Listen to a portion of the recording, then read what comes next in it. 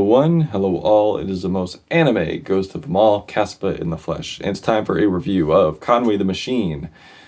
Won't he do it? Conway the Machine is a Buffalo rapper, and this is his 10th album, and that's not to include like his other mixtapes too, and I find it very impressive that in the course of like 6 years, this guy has been able to create such a massive catalog. And as far as like his albums go, I would say it kind of runs as WWE a little bit. I know that sounds crazy, but hear me out. I feel like he has albums that are like shows, like your Raw, your SmackDown, and then you have your pay-per-views, which are high budget, which have very compelling moments, very edge of your seat moments, which definitely leave you just walking out satisfied. And I would say that From a King to a God, from God Don't Make Mistakes, are those albums. And I feel like this album here could have been that album, but there's just a lot here that just paints Conway into a corner. And it's disappointing too because of how great that God Don't Make Mistakes was with its balance of griminess, with its balance of storytelling, with its balance of vulnerability, emotional tangibility, just great bars, great hooks, great production, just delivering you a great album. On here, though, I'm not going to say that the production's terrible, but if you're a longtime listener of Griselda, you kind of get deja vu. And I kind of feel this, I feel that way about Stab Out with Ransom. Like, yeah, they're delivering like cold-blooded verses, but the hook's pretty weak for Conway standards. And I do feel the production's been there, done that. And I kind of feel the same way about Tween, Cross Tween. I feel the same way about Brick Fair. So yeah, he's confessional on there. Yeah, it's raw, but the hook, underwhelming. And again, a little bit predictable in the production department. Now, there are lyrical gems here. Like when he goes, "It's people that I love, I know trying to plot on my land, whack 'em, bury 'em in my yard, dig his plot on my land." Great wordplay there. Great wordplay. Now, it starts off strong, in my opinion. I do feel like they were breaking new ground in terms of the production. I do feel they were venturing out more. Like on the opener, where Conway is doing like these rap gymnastics over this abstract production with these chirping synth horns and stuttering drums. In a way, like, the production reminds me a little bit of like vintage Jay-Z, like Volume 3 era Jay-Z. The track Brucifix pretty much gives you what you'd want from a Griselda's type track, even though like Benny's not on here, but still Conway's on here. Drumless beat, dramatic horn samples like you'd hear like in a crime movie, vintage crime movie, and Westside just coming through with like some passionate performance on here. The song Monogram has like these classic string samples, dusty piano keys where he's sharing conversations and admiration for Jay-Z, rising to the top, just wanting to keep on grinding. And I love the humorous bar here. "I just want to sell cocaine, you bitch. She asked me what's my name. I'm rich." Like, definitely like some humor here. Like, Conway is bringing humor here. Flesh in My Flesh. While I dig like the sinister guitars here, I dig Conway's charismatic flow here. I feel this serves more as an interlude than an actual song. And as soon as like the song picks up, it just goes away. And you're like, no, come back. I want more. But we don't get that. And Kanye kind of has like the same sin, which is ironic because it's like a gospel style song.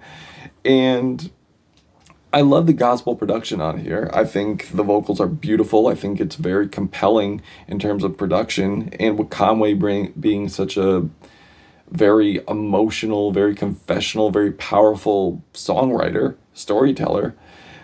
I expected him to just go off on here and just compliment the beauty of this track, but instead we just get one verse that doesn't say much of anything, and the mostly production and vocals, which aren't bad, but I wanted more from Conway on here. It just left me wanting more.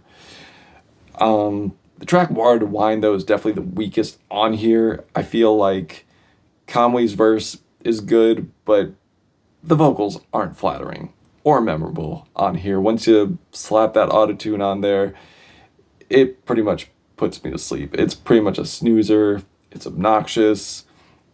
And Dave East sounds really obnoxious here too. Very much out of place in terms of an R&B song. And he says he's smoother than like a Sade record. Not with that stiff-ass flow, buddy. Not with that stiff-ass flow. Like, there is, it does pick up a little bit on like the back end, just a little bit, but it does get spotty. But let's get into the good stuff here. The song Chosen has like these grand defiant horns, sick drum beats, fire chemistry between Kanye and Jay Skis, who dropped an album before this one, decent, not great, but decent. And they probably deliver like the best chemistry on here, just savagely like going back and forth. And I love like the vibe of this. The vibe kind of reminds me a little bit of like vintage Jay-Z, like in like the Blueprint era meets Dipset. Yeah, I know. Bear with me. Old school Rockefeller. Brooklyn Chop House, like, I feel Conway brings it on here with the verse. I think the hook is savage on here, but Fabulous really kills the momentum here with some really weak bars. Like, yeah, it's love. They just want to party. I just want a piper, like rowdy. It's pretty much like he did not bring his A game here. He had A game, but he left it at home, and when he got to the studio, he was just too lazy to turn back, and we got this. It's just so half-assed, like, especially if you're rapping with two upcoming giants. Like, why would you not want to bring your A game? Because that's not Fabulous. The East Side, where grandmas have OnlyFans, is kind of a weird line, but other than that, I think Benny killed it, but it's a little too late. The damage has pretty much already been done with that weak-ass Fabulous verse. Won't He Do It, though, has like these dreamy piano chords, these chipmunk soul samples. It's kind of Drakey, but Drakey done well. Where Conway is like sharing his most personal thoughts of like paranoia, being betrayed, being taken advantage of by label execs. And we get this super uplifting, poetic, and very robust verse from Love the Genius, who I'm honestly going to look more for in terms of her releases, if she's releasing anything. And I gotta be honest, it should have ended there, but unfortunately we got like Super Bowl, which is a pretty underwhelming single. I don't know why they put this here. Maybe they thought that it would be like good for like roll credits type thing, but the hook's not very strong. Conway sounds sleepy on here when it's supposed to bring energy. It's just like a weird balance. However, I will say that the last verse from Juicy J has like humorous bars to it. I do feel like he really kills it here, but it's a little too late. And yeah, I just felt like this could have been more. I feel like I could have gotten more out of this, but I didn't really get much in terms of compelling lyricism in comparison to the last album. I didn't really get anything as memorable as like the first album. I just felt like they were just going in circles here. And if they want to switch up topics, that's fine, but I just wish they were more consistent here. I wish Conway was more consistent here. So not a bad record, but not a great record either. I'm feeling like 3 stars out of 5 on this one. That's just my opinion, though. If you've given this a listen, what did you think of it? Did you love it? Did you hate it?